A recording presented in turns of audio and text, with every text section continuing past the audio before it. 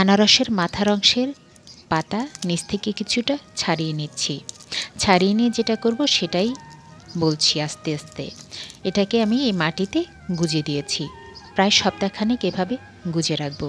আর এই আনারস কিন্তু আমি বাজার থেকে যে আনারস কিনেছি তার মাথার অংশ। এবার দেখুন 1 সপ্তাহ হয়ে গেছে। 1 সপ্তাহ পরে এটাকে আমি তুলে দেখব কী অবস্থা। একটু ঝাড়া দিয়ে নিচ্ছি। দেখুন কি সুন্দর ছোট্ট ছোট্ট শিকড় চলে এসেছে। আমি এক হাতে মোবাইল ধরছি আর এক হাত দিয়ে ভিডিও করছি, তো যার কারণে এমনটা হচ্ছে। তো যাই হোক, এটাতে অলমোস্ট শিকড় চলে এসেছে। আর একটু বড় হলে ভালো হতো। তো আমি এখনই এই পর্যায়ে আমি এরকম একটা ক্যানে লাগিয়ে দেব, তেলের জারে লাগিয়ে দিচ্ছি।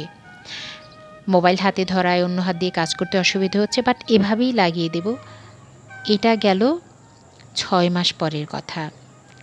আনারস বাজার থেকে কিনে এনে তার ক্রাউন পার্টের কিছুটা আলাদা করে নিয়ে পাতা মাটিতে গুজে দিলাম। 1 সপ্তাহ পর শিকড় বেরোলো। আপনি মাটিতে না গুজিয়ে দিয়ে পানির মধ্যে দিলেও এটা থেকে শিকড় বেরিয়ে আসবে। দেন এটাকে আমি লাগিয়ে দিলাম পটে এবং 6 মাস পর কি সুন্দর লালচে হয়ে উঠেছে। এটা মেবি 6 মাস না, আর একটু বেশি হবে, প্রায় 8 মাসের মতো। দেখুন 1 বছরের বেশি সময় পরে কি সুন্দর আনারস ধরে আছে। একেবারে বাজার থেকে কিনে আনা আনারস এটা। আমি কোনো চারা সংগ্রহ করি নাই।